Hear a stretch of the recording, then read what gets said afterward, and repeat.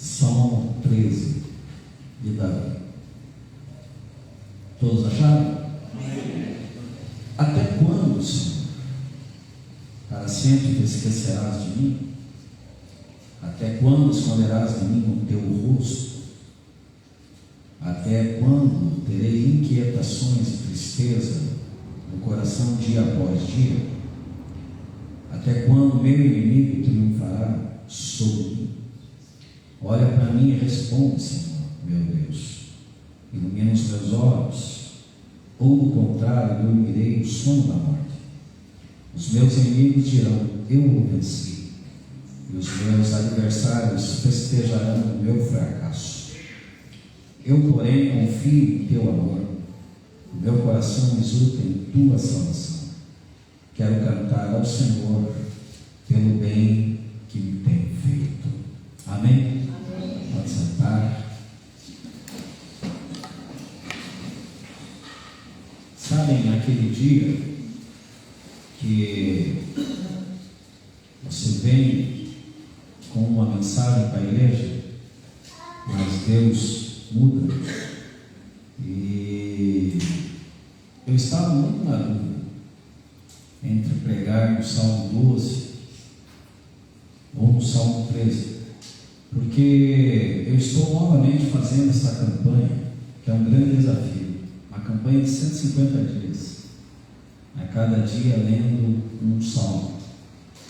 No ano passado eu fiz, e foi de 14 de abril a 11 de setembro, e nesse ano eu comecei 2 dias depois. Então provavelmente vou terminar, não calculei ainda, mas terminarei lá por 13 de setembro, lendo um salmo por dia. E hoje foi o 12º, e amanhã será o 13º. Eu até queria que o 13º tivesse caído hoje.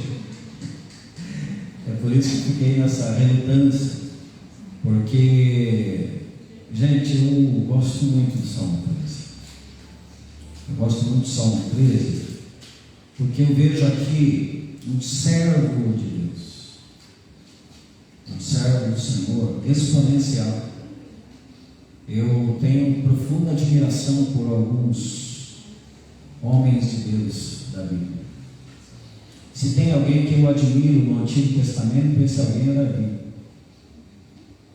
Pela vida dele, pelo coração dele em Deus, pelo chamado diferencial que ele teve da parte de Deus e ter atendido muito bem esse chamado, e principalmente por ser alguém, o homem segundo o coração de Deus, mas que não foi perfeito, ou seja, teve muitas falhas, teve erros grotescos, desapontou sobremaneira o coração de Deus. E eu vejo em Davi alguém que também passou por muitas lutas, enfrentou muitos gigantes, enfrentou muitos inimigos. E olha, amados, passou por adversidades terríveis, que eu não sei se nós, algum de nós aqui, suportaríamos tudo que ele enfrentou, principalmente depois que ele pecou com Batseba e recebeu uma palavra profética nada boa, onde Natan falou assim: a partir de hoje a espada não se apartará mais da sua casa. Imaginemos nós uma mensagem vinda dessa maneira da boca do profeta, e que com certeza acompanharia Davi até o final da sua vida, visto que depois que ele recebeu essa palavra, a vida dele foi muito mais problemática, porque acumulou aí a morte de 4 filhos, e uma filha foi estuprada por um dos seus filhos. Mas, porém, entretanto, eu admiro Davi porque ele conseguiu encerrar a sua jornada diante do Senhor. Ou seja, mesmo com tantas lutas, com tantas dificuldades, ele não titubeou, ele não naufragou da fé, ele não abandonou o barco, ele não se desviou, mas ele aguentou firme, até porque ele sabia em quem ele cria, e por todas as experiências que ele viveu com Deus, desde a sua meninice, desde a sua escolha. E gente, Davi enfrentou muitos inimigos, potentíssimos inimigos. Eu estava vendo aquele homem que foi morto por uma onça. Que coisa trágica, que coisa triste. Parece-me que foi ainda devorado por aquele animal. Mas olhemos nós para a vida de Davi, ele conseguiu matar um leão, ele conseguiu matar um urso. Imaginemos nós um menino matando um leão. Da onde que vinha essa potência? Da onde que vinha essa força? Animais ferozes, terríveis, fortíssimos, potentíssimos. Ele conseguiu matar o urso e matar o leão. E olha, gente, um exército amedrontado diante de Golias. Ele, um menino, tinha acabado de ser ungido por Samuel, teve a coragem de enfrentar um guerreiro desde nascença, um homem que não tinha perdido batalha, alguém que era referência no exército filisteu, um homem de quase 3 metros de altura, Golias, o nome dele, com todos os aparatos possíveis.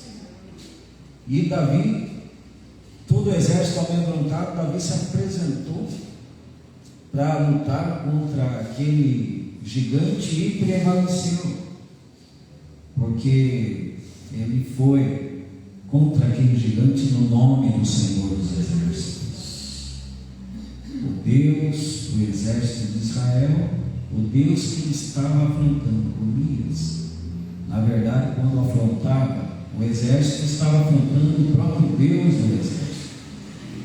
Mas nenhum homem teve aquele discernimento que Davi teve, nem o próprio líder, o rei Saul, até aquele momento, teve o discernimento que Davi teve.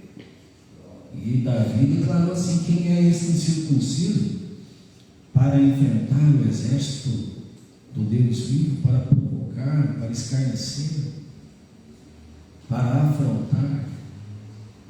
Ele estava dizendo o seguinte: Deus não tem aliança com o filisteu, Deus tem aliança com o seu povo. E olha, gente, esta aliança perdura até hoje. Em Cristo nós somos mais do que vencedores. Deus tem uma aliança conosco, e nós podemos celebrar ao nosso Deus por esta aliança. Em Cristo nós somos mais do que vencedores, por aquele que nos amou. E olha o tamanho das guerras que Davi foi enfrentando na sua vida, a perseguição ferrenha de Saul, por causa da inveja. Amados, você sofrer com a inveja de alguém, você sofrer assim, por meio de palavras, difamações, calúnias, até mesmo palavras feridas, por conta da inveja de alguém, é uma coisa. Você sofrer com a antipatia, com a indiferença de alguém por conta de inveja é uma coisa. Mas você ser perseguido de morte por conta de inveja, é outra coisa, absolutamente diferente. Davi teve que fugir, amados, de Saul o tempo todo, porque o homem poderoso, rei, com um exército, perseguia Davi, que era um menino, a fim de matá-lo. E esse jovem que foi ungido ali com 17, 18 anos, amados, durante a sua juventude, entrou na casa dos 20, 21, 22, Saul perseguindo ele, menino. Porque ele começou a reinar, queridos, com 30 anos. Começou a reinar com 30 anos, reinou 7 anos em Hebron, 33 anos em Jerusalém, reinou 40 anos, morreu com 70 anos. E 1 Crônicas 29, 28 diz que Davi morreu velho, cheio de dias, riquezas e glória. Viveu 70 anos. E, queridos, teve o seu líder como seu perseguidor, mas teve ali um baita discernimento da parte de Deus de não se levantar contra o seu líder, mas de fugir o tempo todo. Só não andou com Saul, porque Saul queria matá-lo, senão com certeza teria andado com Saul. Começou o seu ministério tocando harpa para Saul, para aliviar, né, a alma ali de Saul, atormentado. E teve a desventura do seu próprio filho se levantar contra ele, querendo tomar o reinado, Absalão. Então, olha, gente, o tamanho das lutas desse homem. Eu não sei, não parei para pesquisar, para falar a verdade, qual inimigo Davi estava mencionando nesse salmo, mas eu percebo que ele não estava nada bem, nada bem. E a vida de um servo de Deus, a vida normal de um servo de Deus, não é essa vida triunfante que muitos enganosamente pregam por aí.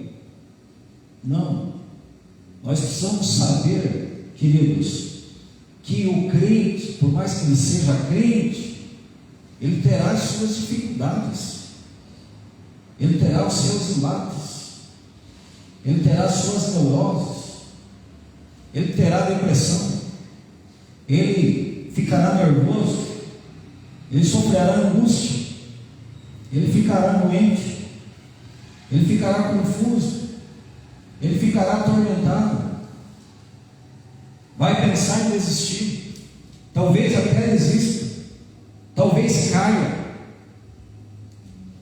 Eu sempre prego o seguinte: Davi, ele venceu muitos inimigos, venceu poderosíssimos inimigos, mas um dia, quando ele estava ocioso, sem vigiar, ele foi vencido por uma mulher. E ele não conseguiu se conter diante da concupiscência dos olhos, para satisfazer a concupiscência da carne, ele se envolveu com Batseba. E o pior, gente, para azar dele, a mulher engravidou, aí ele teve que dar um jeito de se livrar do marido dela, porque a mulher era casada.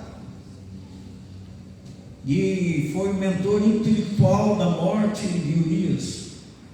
E era um homem escolhido por Deus.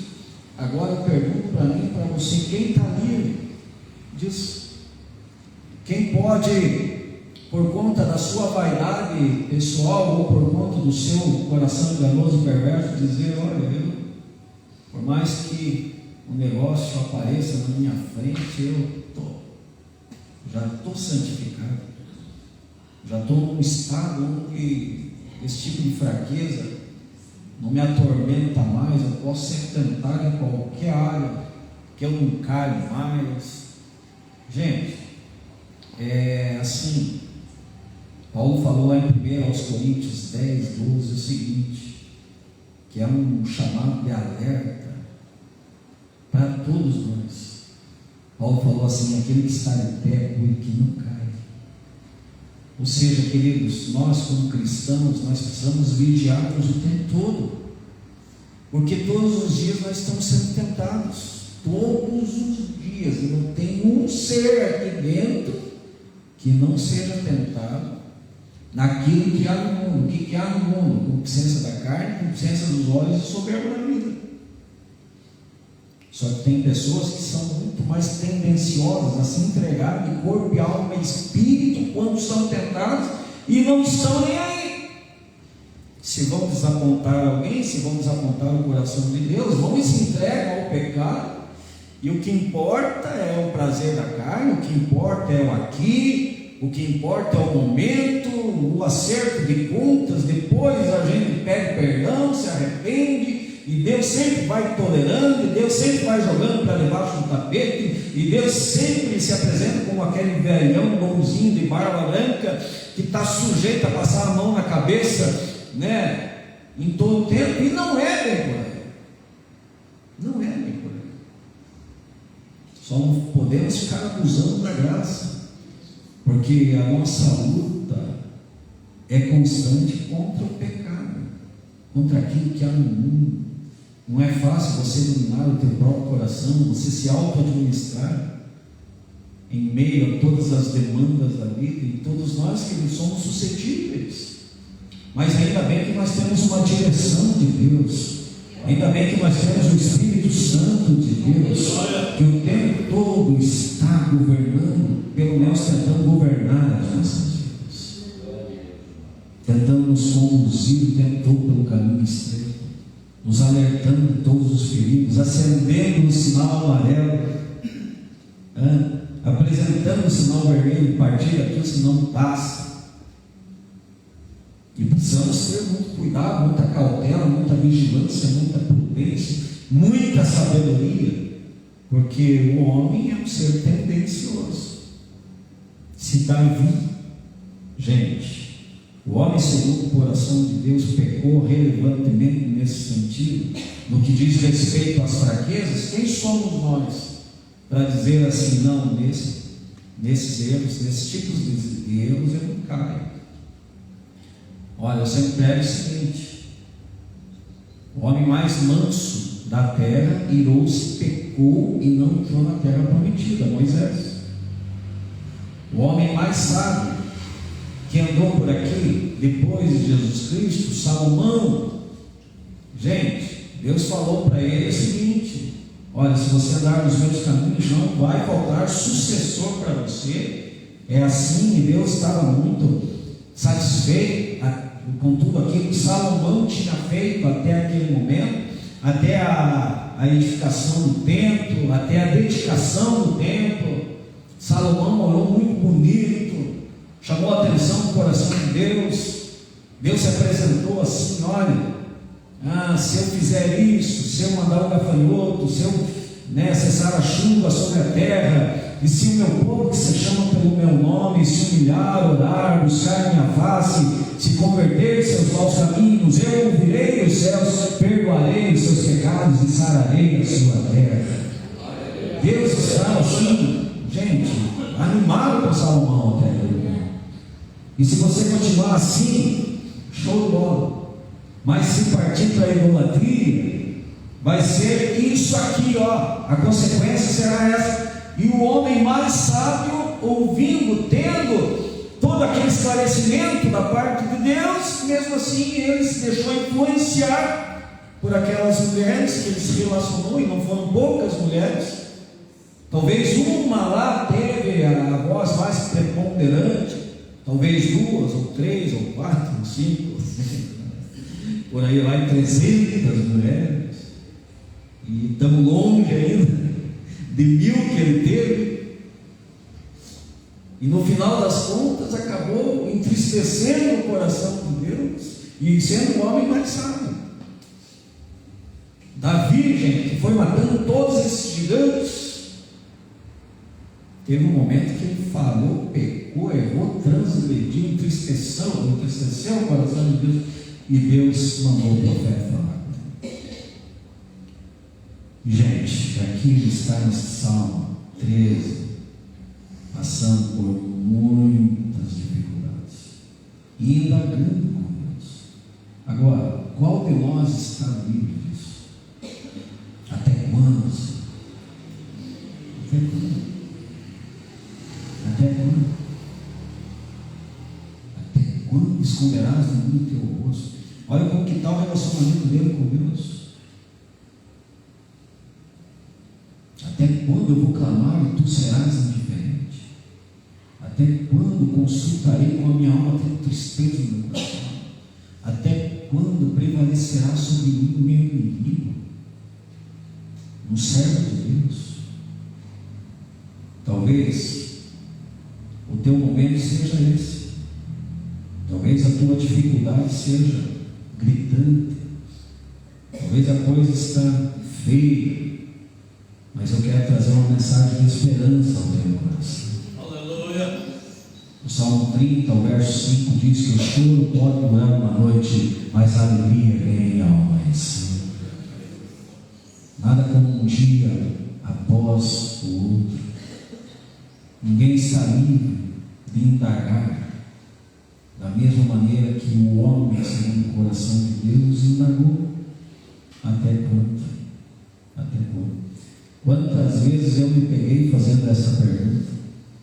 Até quando?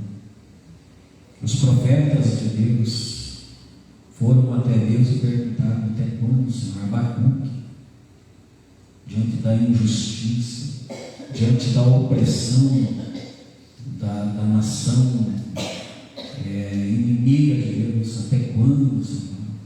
O próprio Senhor Jesus: até quando estarei com esta geração incrédula?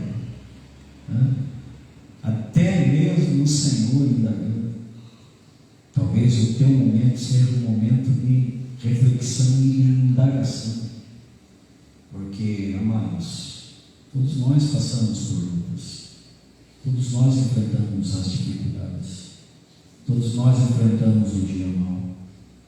Todos nós temos as noites no nosso quarto onde falta o sono e sobra preocupação, talvez sobra desgosto, talvez nada compense aquilo que você está vivendo agora e que se apresenta como um desatino, que se apresenta como uma descompensação, que se apresenta como um trauma, se apresenta como um fracasso.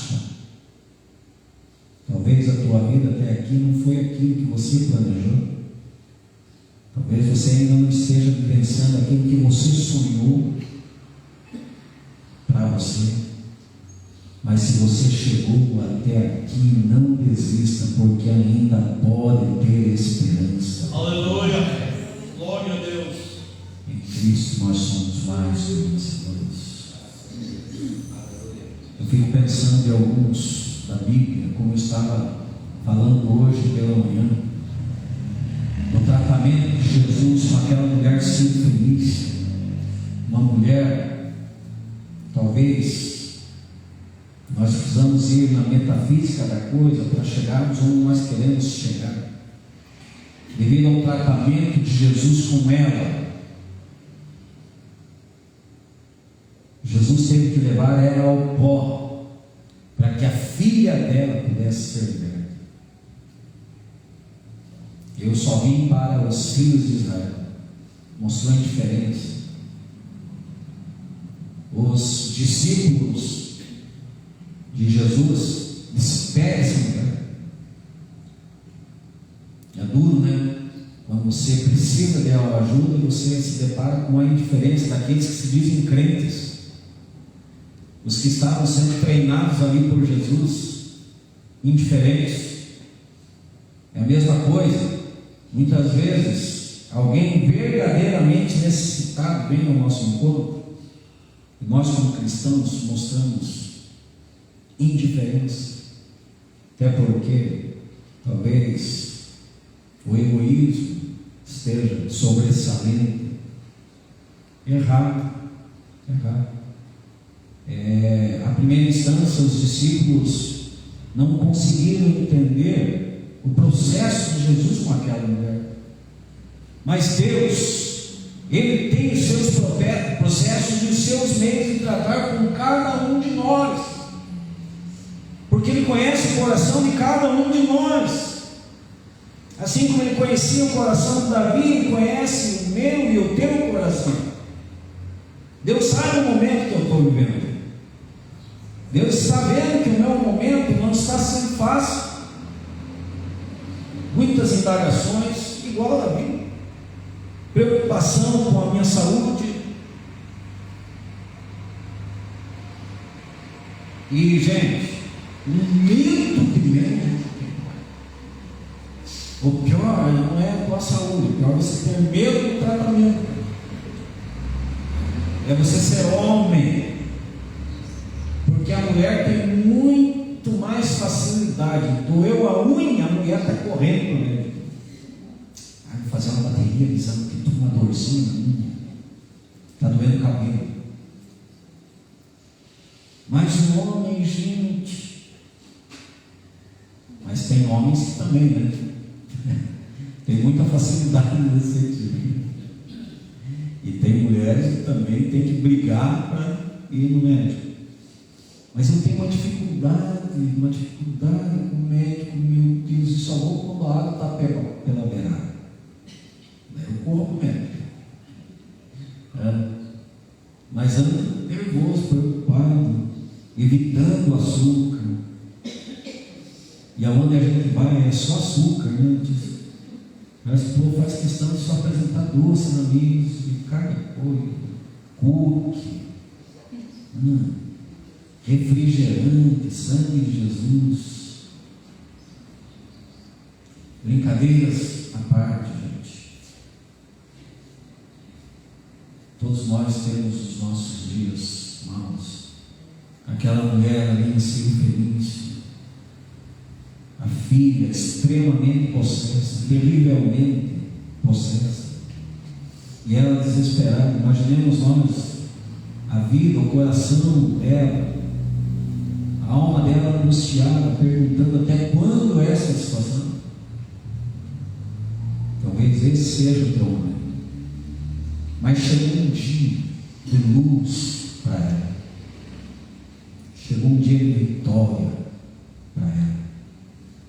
E Deus me levou a pregar essa palavra, porque na hora que eu vi meu irmão chegando aqui, o Espírito Santo me falou: você vai pregar essa palavra porque esse irmão chegou aqui e eu estou dando a vitória para esse irmão. Aleluia.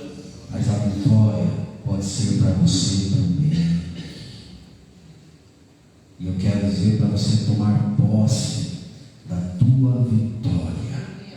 Talvez seja ainda hoje, talvez seja amanhã, talvez seja na semana que está entrando, talvez seja na semana que vem, mas Deus é fiel. Deus é fiel. Quem pode levantar as suas mãos e glorificar a esse Deus que é fiel? Aquela mulher, ela se submeteu ao processo de Jesus, e ela não pensou duas vezes em ter que pagar o preço, até porque ela estava diante daquele único que poderia lhe proporcionar a vitória. Ela estava diante de Jesus Cristo, e nós nesta noite estamos diante do mesmo Jesus Cristo, aquele que tem todo o poder nos céus, na terra e debaixo da terra, e que pode se compadecer, e que pode estender as mãos, e que pode curar qualquer enfermidade, e que pode trazer qualquer paz, e que pode trazer qualquer alegria, e que pode abrir qualquer porta, e que pode resolver qualquer problema. Quem acredita nisso, celebre a pessoa de Jesus.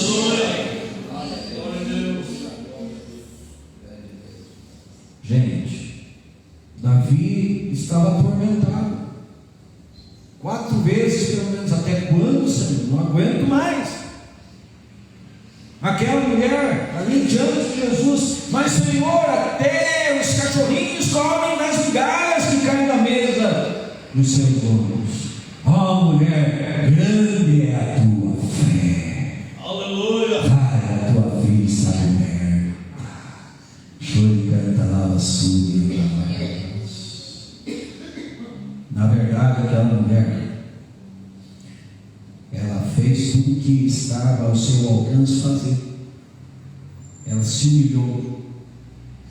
Ela nem precisou orar, como no nosso caso hoje, porque ela estava ali diante do próprio Senhor Jesus, mas ela buscou a face do Mestre. E com certeza, tendo aquele procedimento adequado com o tratamento de Jesus, ela se converteu aos seus maus caminhos. Ela deixou o orgulho, ela abriu mão. Porque, amados, tanto Tiago quanto Pedro disseram assim: que Deus resiste aos soberbos, mas dá graça aos humildes. Por que Davi começou tão mal esse salmo, mas termina tão bem? Porque Davi, apesar de todos os defeitos que ele teve, ele não era altivo, ele não era soberbo, ele não foi em nenhum momento vencido por seu orgulho,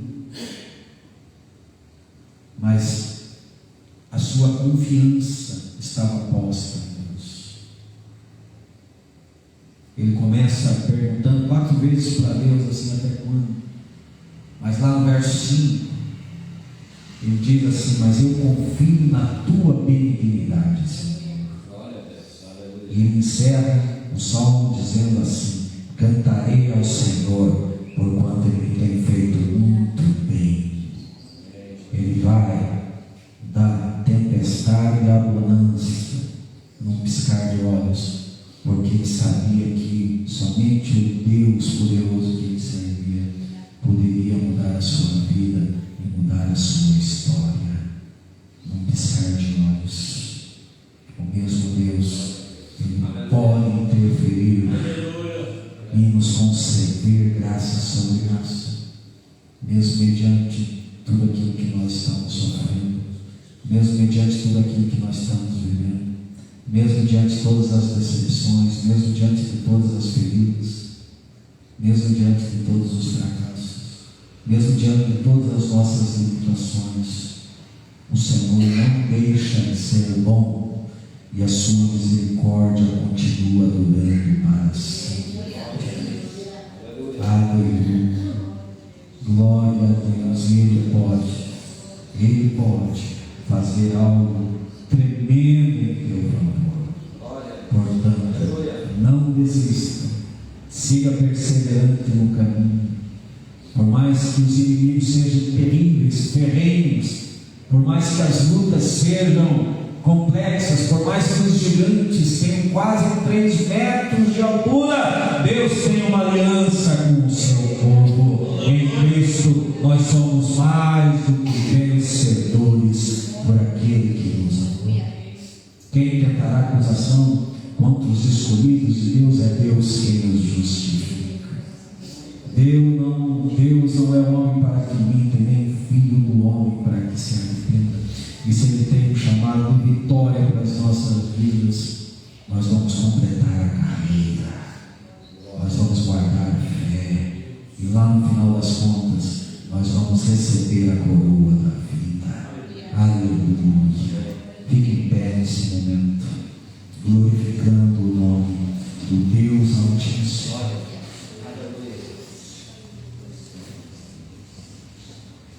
E se você está passando por um momento de crise, de dificuldade, e talvez está se perguntando: